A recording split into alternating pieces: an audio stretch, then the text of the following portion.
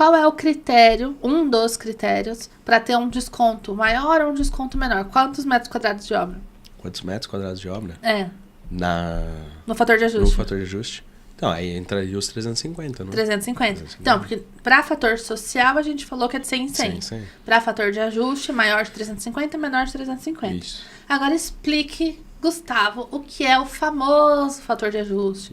A famosa redução de obras que pode chegar em até 70%, que se for obra pré-moldada pode chegar em até 90%, né? Então. Mas aqui daí é muita emoção pro meu coração. Então, na verdade, o fator de ajuste ele entra na questão do planejamento que a gente falou, né? Então, você precisa fazer lançamentos mensais do início ao final da obra, né, de remuneração.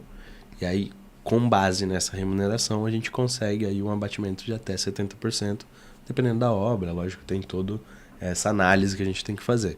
Mas precisa de pelo menos um trabalhador para fazer essa remuneração. Como eu disse, tudo vai depender da obra. Às vezes precisa de 3, às vezes precisa de 2, às vezes precisa de 1 e assim por diante. Mas com esse trabalhador a gente faz essa remuneração e no final é feito o abatimento, né?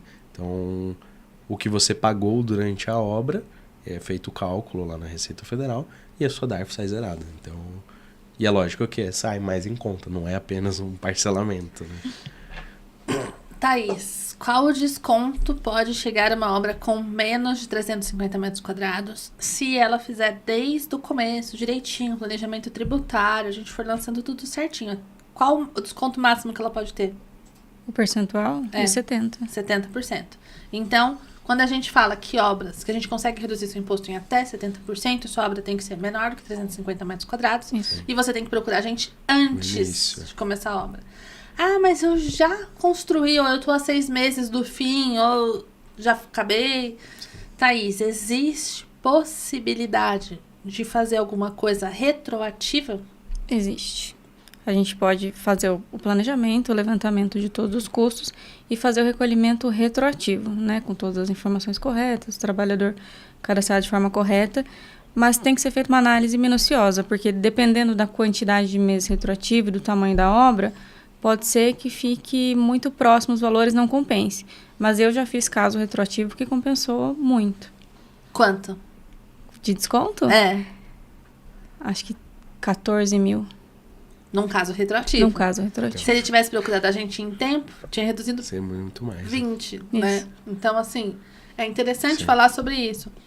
Se você procura desde o começo da obra, a gente tem a melhor possibilidade de planejamento tributário para você. É um imposto. Sim. Ele existe. Você já começou a construir, você já está devendo ele mesmo. Porque a qualquer momento vai chegar a carta. Sim. E a carta vai chegar porque a prefeitura está informando a Receita que a carta, né, que a sua obra começou. Então, vamos organizar? Sim. Né? Já sabe que deve.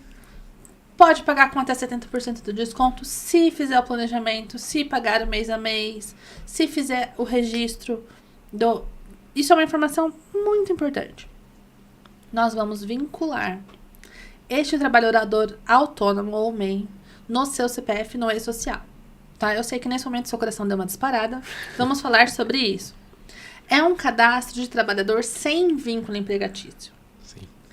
Quais são os itens que tornam um trabalhador sem vínculo empregatício? O que um profissional autônomo é diferente de um CLT? Remuneração.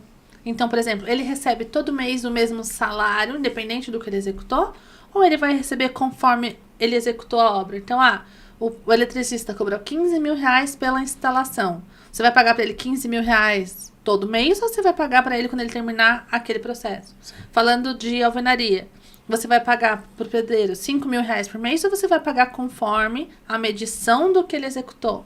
Percebe a diferença do CLT para o autônomo? Sim. É bastante diferente. Porque no CLT você recebe um valor X independente do que você produziu.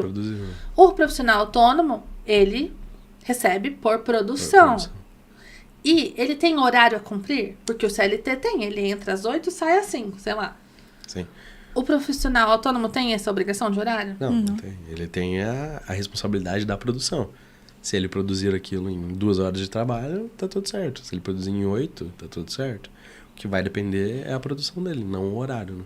Tá. Então, o que diferencia CLT de profissional autônomo é que você não pode cobrar o horário do cara. Sim. Então, se o cara prometeu te entregar X metros quadrados de alvenaria até dia 30, e hoje é dia 20, e é aniversário de casamento do cara, e o cara quer faltar 2 dias porque vai passar, renovar os votos dele com a esposa dele, problema do cara. Se dia 30 tiver produzido o que ele prometeu, é o combinado. Ele não tem obrigações de horário com você. O que acontece na obra é que muitos condomínios determinam o horário de trabalho, mas isso não é o proprietário que está determinando para o trabalhador, e sim o condomínio que determina os horários de trabalho. Percebe que é diferente? Sim. Subordinação. O que um CLT faz? O que você manda? Sim. O que um profissional autônomo faz? Aquilo que ele é autônomo para fazer. Então, quando você contrata um eletricista, você vai falar para ele, olha, o fio azul é neutro, o preto é retorno, pode usar o vermelho? Você vai fazer isso com o eletricista? Não. Você entende, você está contratando um profissional capacitado, você vai entregar um projeto elétrico na mão dele, você vai ter um profissional responsável que vai passar lá, dar aquela fiscalizada, né? Ou acompanhar a obra, ou gerir a obra, como for, mas você não vai mandar no projeto dele. Você já contratou esse projeto, ele está com o projeto na mão, ele vai executar. O profissional autônomo, ele faz o que ele tem autonomia para fazer. Ele não é subordinado ao... né? Ele fecha o contrato, ele tem que executar. Mas aí você não fica mandando nele, como acontece no CLT, que muitas vezes é subordinado, faz o que manda. Então, esse é um dos temas. São 4, qual que falta? A remuneração mensal, horário, subordinação, pessoalidade. O CLT, ele tem pessoalidade. Então, por exemplo, eu não tô me sentindo bem, hoje vou mandar a Thaís trabalhar no meu lugar, funciona? Eu sou enfermeira no hospital, não tô boa hoje, mando o Gustavo no meu lugar, funciona? Não funciona. O CLT, ele tem pessoalidade. Sim. Ele tem que ser ele para executar o serviço. O autônomo não tem pessoalidade. O MEI pode ter até um funcionário. Sim. Então, ele pode contratar alguém para ir junto com ele pode ter uma equipe, ele pode... Não é necessariamente ele trabalhando. O CLT tem. Então, desde que você não trate o seu autônomo como o CLT, porque daí é muito mais de como você trata do que do meu trabalho, ele não tem vínculo empregatício. Então, desde que o proprietário da obra respeite os itens obrigatórios aqui de pessoalidade, remuneração, subordinação, não vai acontecer desse trabalhador ser considerado um vínculo empregatício. Por isso que quando a gente faz esse processo no E-Social, a gente registra como trabalhador autônomo sem vínculo. Trabalhador autônomo sem vínculo. Isso. Porque a gente, né, o E-Social tem um código exclusivo para isso. Para trabalhador que não tem vínculo empregatício. Então, nesse ponto, desde que o proprietário esteja tratando... Quer mais água? Não. Neste ponto, desde que o proprietário esteja tratando corretamente o funcionário... O funcionário não, o trabalhador... Na realidade, isso é mais... É que nem você falou, é mais responsabilidade do próprio proprietário do que da gente, do nosso serviço.